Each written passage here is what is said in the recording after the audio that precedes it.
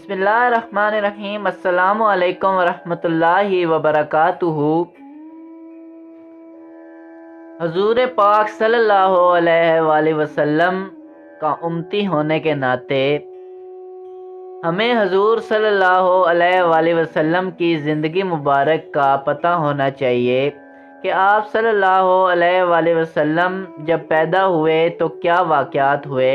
اور آپ صلی اللہ علیہ وآلہ وسلم بچپن میں کیسے تھے، اور آپ صلی اللہ علیہ وآلہ وسلم کی زندگی مبارک کیسی تھی۔ اس ویڈیو میں آپ کو بتاؤں گا کہ حضرت حلیمہ رضی اللہ عنہا کے نصیب کیسے جاگے، اور آپ صلی اللہ علیہ وآلہ وسلم ان کے گھر میں کیسے گئے، اور آپ صلی اللہ علیہ وآلہ وسلم کو حضرت حلیمہ رضی اللہ عنہا نے کیسے پالا، اور کیا کیا واقعات رونما ہوئے۔ تو ویڈیو اینڈ تک دیکھیے گا، آپ کو ساری معلومات اس میں مل جائے گی۔ اس سے پہلے اگر آپ میرے چینل پر نئے ہیں تو پلیز چینل کو سبسکرائب کر دیں، ساتھ بیل آئیکن کو دبائیں تاکہ میری ہر آنے والی نئی ویڈیو آپ تک پہنچ سکے۔ اس میں سب کا اتفاق ہے کہ 7 دن آپ کی والدہ نے دودھ پلایا، پھر چند روز صوبیہ ابو لہب کی لونڈی نے دودھ پلایا اور آپ کی کھلائی مقرر ہوئی، اور یہ وہی لونڈی ہے جس کو ابو لہب نے ولادت کا سن کر آزاد کر دیا تھا اور کہہ دیا تھا کہ جا محمد صلی اللہ علیہ وآلہ وسلم کو دودھ پلا۔ صوبیہ کے بعد یہ دولت ابدی اور سعادت سرمدی حضرت حلیمہ سعدیہ کو عنایت ہوئی۔ حلیمہ سعدیہ سے روایت ہے کہ جب آپ پیدا ہوئے ایک رات ہمارے قبیلے میں غیب سے آواز آئی کہ اے بنی سعد کی عورتوں، خبردار ہو، اللہ تعالیٰ نے برکت نازل فرمائی ہے کہ ایک لڑکا قریش میں پیدا ہوا ہے، اور وہ دن کا سورج اور رات کا چاند ہے، دوڑو اور جلدی کرو اور شتاب اس دولت کو لو، خوش تقدیر اس عورت کی جو اس کو دودھ پلائے۔ حلیمہ سعدیہ فرماتی ہیں کہ میرے قبیلہ کی عورتوں نے جب سنا تو اپنے خاوندوں کو ساتھ لے کر مکہ کی طرف روانہ ہوئیں اور جلد جلد اپنی سواریوں کو تیز ہانکنے لگیں۔ حضرت حلیمہ رضی اللہ عنہا فرماتی ہیں کہ میں بھی ساتھ روانہ ہو گئی، مگر میری اونٹنی نہایت ضعیف و سست تھی، ہر چند اس کو آنکتی تھی لیکن وہ آہستہ چلتی تھی، اس وجہ سے میں پیچھے رہ گئی۔ جب میں مکہ پہنچی تو دیکھا کہ میرے قبیلہ کی عورتیں جو مجھ سے پہلے پہنچ چکی تھیں، انہوں نے قریش کے لڑکے جو سب سرداروں اور مالداروں کے تھے لے لیے، اور میں نے ہر چند تلاش کی، کوئی لڑکا مجھ کو نہ ملا، تو نہایت رنجیدہ اور غمناک بیٹھی تھی۔ دفعتاً کیا دیکھتی ہوں کہ ایک مرد بڑی شان والے جن کے چہرے سے سرداری ظاہر ہوتی تھی کھڑے ہیں۔ میں نے پوچھا یہ شخص کون ہے؟ آدمیوں نے کہا مکہ شریف کے سردار عبد المطلب ہیں۔ پھر حضرت عبد المطلب نے بآواز بلند کہا کہ اے بنی سعد کی عورتوں، تم میں سے کوئی باقی ہے جو ہمارے پوتے کو لے؟ حلیمہ رضی اللہ عنہا فرماتی ہیں کہ میں جلدی سے بول اٹھی، فقط میں باقی ہوں۔ انہوں نے میرا نام پوچھا تو میں نے کہا حلیمہ، تو بولے کہ اے حلیمہ، میرا ایک پوتا ہے کہ اس کا نام محمد صلی اللہ علیہ وآلہ وسلم ہے۔ بنی سعد کی عورتوں نے اسے یتیم جان کر نہیں لیا، تو اسے لے لے۔ حلیمہ فرماتی ہیں کہ میں نے ان کے ہمراہ مکان میں پہنچی تو کیا دیکھتی ہوں کہ ایک بی بی کے چہرہ ان کے جیسا 14ویں رات کا چاند ہو بیٹھی ہیں۔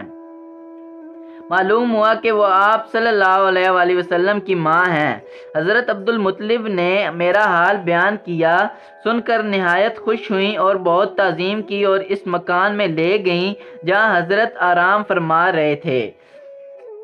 ہرے ریشم کا بچھونا اور سفید ریشم کا رومال اوڑھے سو رہے تھے، اس نورانی جسم میں سے خوشبو مہک رہی تھی۔ جس وقت میری نظر آپ کے جمال باکمال پر پڑی، ہزاروں جان سے عاشق ہو گئی اور چاہا کہ جگاؤں، قریب ہو کر اپنا ہاتھ آہستہ سے سینہ مبارک پر رکھا۔ آپ نے آنکھیں کھول دیں اور میری طرف دیکھ کر مسکرائے۔ میں نے دونوں آنکھوں کے بیچ میں بوسہ دے کر گود میں اٹھا لیا اور اپنی دائیں طرف سے دودھ پیش کیا۔ آپ صلی اللہ علیہ وآلہ وسلم نے پیا، پھر میں نے چاہا کہ بائیں جانب کا بھی پلاؤں، لیکن آپ نے نہیں پیا اور اپنے بھائی کے لیے چھوڑ دیا۔ حضرت بی بی حلیمہ رضی اللہ عنہا آپ صلی اللہ علیہ وآلہ وسلم کو لے کر 3 دن مکہ میں رہیں، پھر رخصت ہوئیں۔ جب اپنے مقام پر آئیں اور ان کے شوہر نے حضرت کو دیکھا تو بہت خوش ہوئے اور سجدہ شکر ادا کیا۔ حضرت حلیمہ رضی اللہ عنہا فرماتی ہیں کہ ہمارا قافلہ روانہ ہوا اور حضرت کو لے کر میں بھی چلی تو اونٹنی پر آگے حضرت کو لیا اور پیچھے شوہر کو بٹھا کر قصد کیا تو اونٹنی نے کعبہ کی طرف سجدے کیے اور چستی اور چلاکی سے چلی کہ سب ساتھیوں کی سواریاں پیچھے رہ گئیں۔ پیچھے جو رہ گئی تھیں یہ حال دیکھ کر وہ سب قبیلہ والیاں کہنے لگیں کہ اے حلیمہ، یہ کیا بات ہے کہ آتے وقت تو تیری اونٹنی چل بھی نہیں سکتی تھی اور اب یہ سب سے آگے آگے جاتی ہے، اور اب تو تیری اونٹنی کی کچھ اور ہی شان معلوم ہوتی ہے۔ اب خدا کی قدرت دیکھیے کہ وہ اونٹنی بولی اور کہنے لگی، قسم خدا کی میرے اوپر خاتم الانبیاء حبیب پروردگار صلی اللہ علیہ وآلہ وسلم سوار ہیں۔ پھر حضرت حلیمہ رضی اللہ عنہ فرماتی ہیں کہ کان میں غیب سے آواز آئی کہ اے حلیمہ، اب تیرے نصیب جاگے، کیونکہ تیری گود میں حبیب خدا احمد مجتبی محمد صلی اللہ علیہ وآلہ وسلم آئے ہیں، جو تمام مخلوقات جن و بشر کے سردار ہوں گے، اور ان کی سب کائنات فرما بدار ہوگی، اور کہتی ہیں کہ جس منزل میں جا کر قیام کرتی، آپ کی برکت سے اللہ تعالیٰ اس مقام کی گھاس اور درختوں کو سرسبز و شاداب کر دیتا۔ جب میں گھر پہنچی تو آپ صلی اللہ علیہ وآلہ وسلم کی قدم کی برکت سے میرے گھر میں ساری بستی میں بہت بہت برکت ہوئی، اور میری بکریاں بیائیں اور کثرت سے دودھ دینے لگیں، اور میرے سب جانور موٹے تازہ ہو گئے۔ جب میری قوم نے یہ حال دیکھا تو اپنی بکریوں کو ساتھ چرانے لگے، اور میرے یہاں سے حضرت محمد صلی اللہ علیہ وآلہ وسلم کے پاؤں کا دون لے کر اپنے جانوروں کے حوضوں میں ڈالنے لگے، تو ان کے جانور بھی موٹے تازہ ہو گئے اور کثرت سے دودھ دینے لگے، اور میرے قبیلہ کی بکریاں حضرت محمد صلی اللہ علیہ وآلہ وسلم کو اکثر سجدہ کرتی تھی اور پائے مبارک کو چومتی تھیں، اور اللہ تعالیٰ نے سب کے دل میں آپ کی محبت ڈال دی، اور سب کو آپ صلی اللہ علیہ وآلہ وسلم کا اعتقاد بڑھ گیا۔ جس کسی کو کوئی بیماری ہوتی تو آپ کے ہاتھ اپنے جسم سے لگاتا، مرض دور ہو جاتا، اور اس جگہ سے کہ جس جگہ ہاتھ لگتا تھا خوشبو آنے لگتی تھی۔ اور حلیمہ رضی اللہ عنہا فرماتی ہیں کہ جس روز آپ صلی اللہ علیہ وآلہ وسلم میرے یہاں تشریف لائے، مجھے چراغ جلانے کی ضرورت نہ رہی۔ آپ صلی اللہ علیہ وآلہ وسلم کے چہرہ انور سے مکان روشن رہتا تھا، اور جب کبھی اندھیری کوٹھڑی میں جانے کی ضرورت ہوتی تو حضرت محمد صلی اللہ علیہ وآلہ وسلم کو گود میں لے لیتی تو وہ کوٹھڑی روشن ہو جاتی۔ جو چیز مجھے لینی ہوتی بے تکلف اس نور کی روشنی میں لے لیتی تھی۔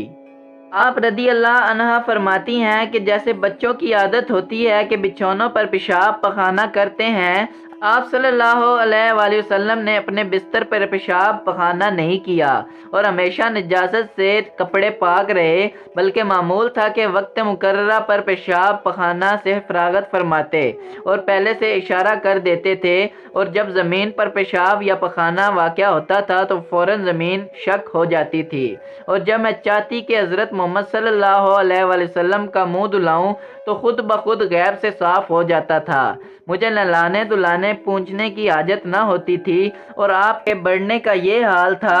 کہ ایک دن میں اتنا بڑھتے تھے کہ ایک اور لڑکے ایک مہینہ میں اور ایک مہینے میں اتنا بڑھتے تھے